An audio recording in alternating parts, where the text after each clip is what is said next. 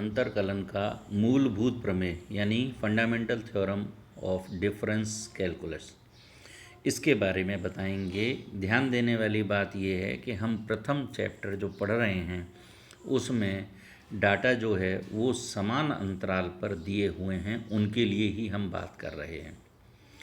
तो वो एक स्टेटमेंट सुन लें थ्योरम का कि यदि एफ एक्स एक्स में एनवें कोटि का बहुपद है तो एफ एक्स का एनवां अंतर अचर होगा तथा n+1वां अंतर शून्य होगा।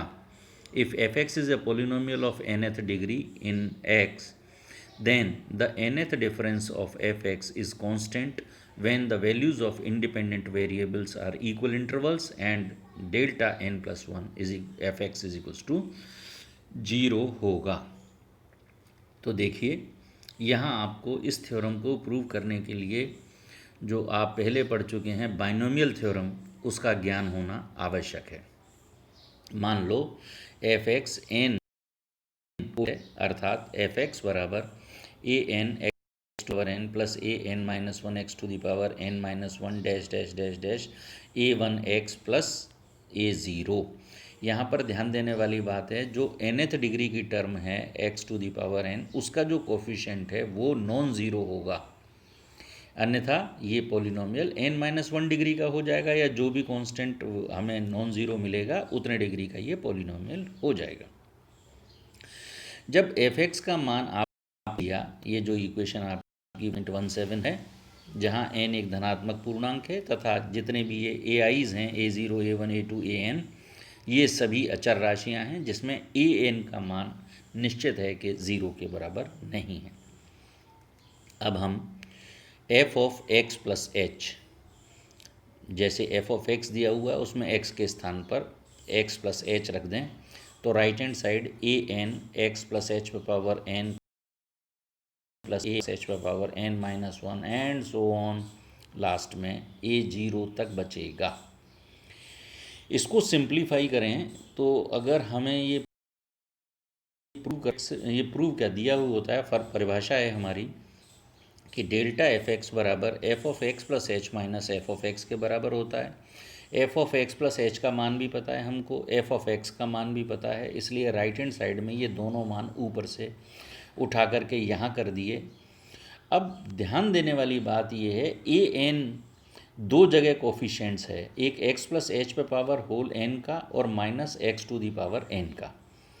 तो x plus h to the power n को खोल डालेंगे तो इसकी जो बाइनोमियल थ्योरम से जब खोलेंगे तो x to the power n plus n C one, x to the power n-1 into h plus n C two, x पे power n-2 into h square, ये आएगा।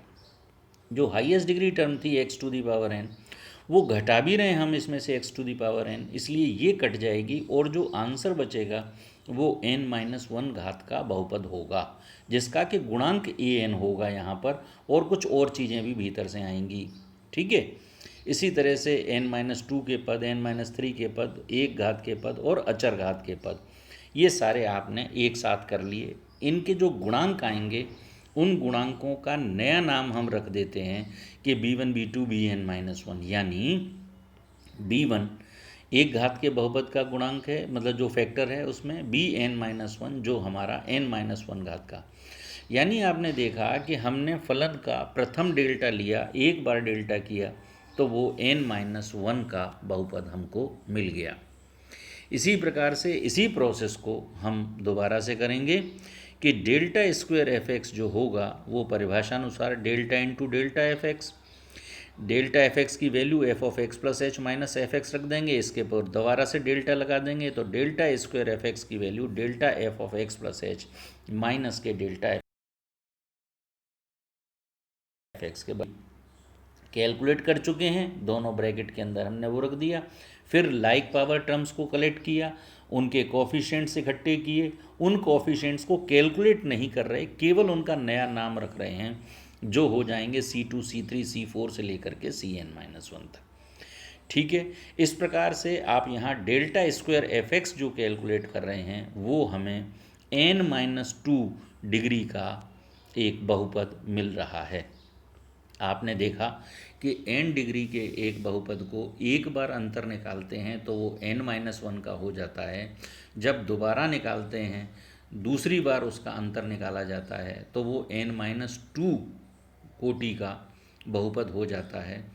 अगर हम इसी प्रोसेस को आगे काम में लेते रहें तो nवां अंतर जो होगा वो n कोटि, शून्य कोटि का अर्थात अचर राशि, तो ये अचर राशि का बहुपद प्राप्त होगा तथा जिसका मान होगा वो ये होगा जो पहले से चलता चला आ रहा है, factorial n a n h to the power n।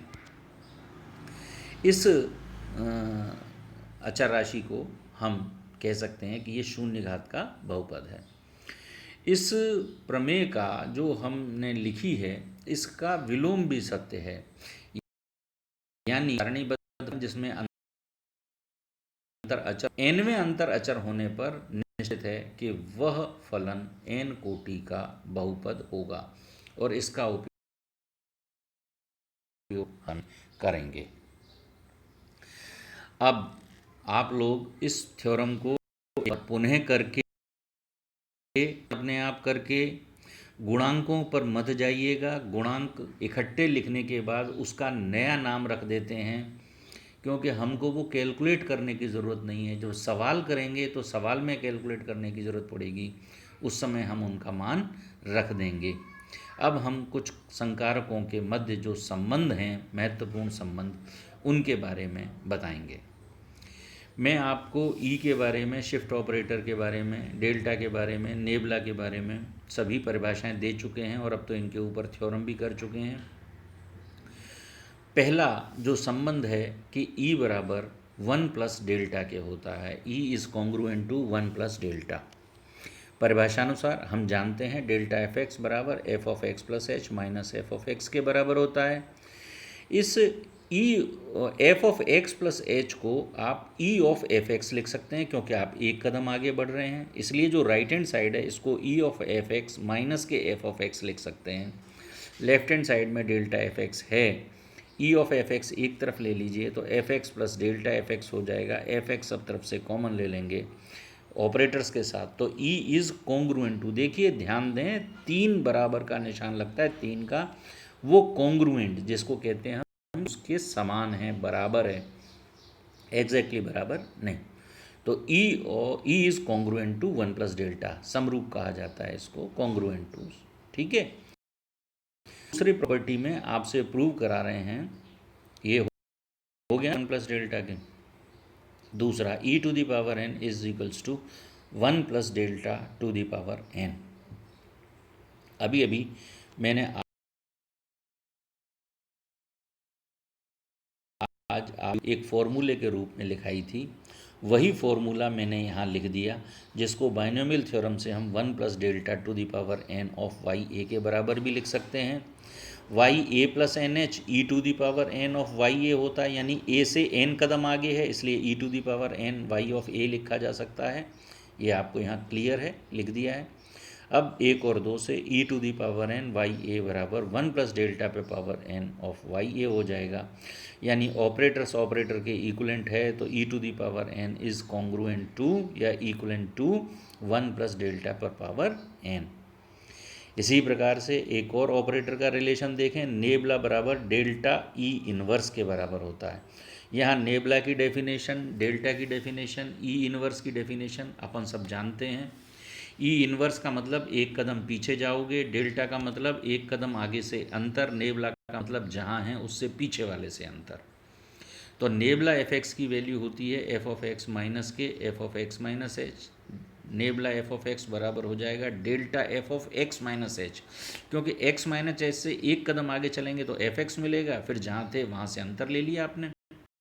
तो ये नेबला और डेल्टा का एक रिलेशन है। F of x minus h को हम E inverse of f of x लिख सकते हैं, इसलिए delta nabla is congruent to delta E inverse हो जाएगा। एक और रिलेशन देखें आप कि nabla is equals to 1 minus E inverse के। परिभाषानुसार इनकी वैल्यू लिख दें, आप पा जाएंगे एक ही स्टेप के अंदर कि nabla is equals to 1 minus E inverse के। इन सारे उनको आपको रिलेशंस को याद रखना पड़ेगा, ये सवाल सिद्ध करते समय आपको ज़रूरत पड़ेगी। एक नया रिलेशन देखें कि 1 plus delta into 1 minus nebula बराबर 1 के होता है। कुछ नहीं है, एफ एक्स ऑपरेट कराइए आप लेफ्ट हैंड साइड से, देखिए अब आप, तो 1 plus delta into 1 minus nebula of f x बराबर 1 प्लस डेल्टा रहने दीजिए, 1 माइनस नेबला के ऊपर आप इसे ऑपरेट करा दीजिए तो एफ ऑफ एक्स माइनस के नेबला एफ ऑफ एक्स हो जाएगा। अब इसे खोल दीजिए नेबला के अनुसार, तो 1 plus delta of f of x minus H के बराबर रह गया। F of x minus H 1 plus delta बराबर ई के होता है, ई ऑफ एक्स माइनस एच हो गया, और F of x minus H E inverse of f x के बराबर है। ई और ई इन्वर्स मिलकर के हो जाएगा ई टू दी पावर 0 हो गया, यानी 1 हो जाएगा, तो 1 इंटू एफ एक्स। तो आपने पाया कि हम 1 plus delta into 1 minus nebula की वैल्यू कैलकुलेट करें तो ये 1 के बराबर आती है। इसी प्रकार से एक और इम्पोर्टेंट प्रॉपर्टी है ये कि delta minus nabla is congruent to delta nabla. ठीक है, लेफ्ट हैंड साइड और right hand side f x operate करा दें, दोनों वैल्यू को कैलकुलेट करके देखेंगे तो आप पाएंगे कि दोनों तरफ से वैल्यू समान आता है। डेल्टा ऑफ एफ एक्स की value, nabla of f x की value f of x minus के f of x minus h, अंतराल का अंतर एच है। अब डेल्टा इंटू नेबला कर दीजिए, delta into nebula F x, तो डेल्टा बाहर रह गया, नेबला ऑफ एफ एक्स परिभाषा से खोल दिया, फिर इस पर डेल्टा लगा दिया, इसको सिंप्लीफाई कर लिया, तो ये मान वही आया जो हमारा डेल्टा माइनस नेबला का था, यानी delta minus nebula of f x, यानी कि डेल्टा इंटू नेबला इस बराबर होता है, इस कॉन्ग्रुएंट होता है डेल्टा माइनस नेबला के।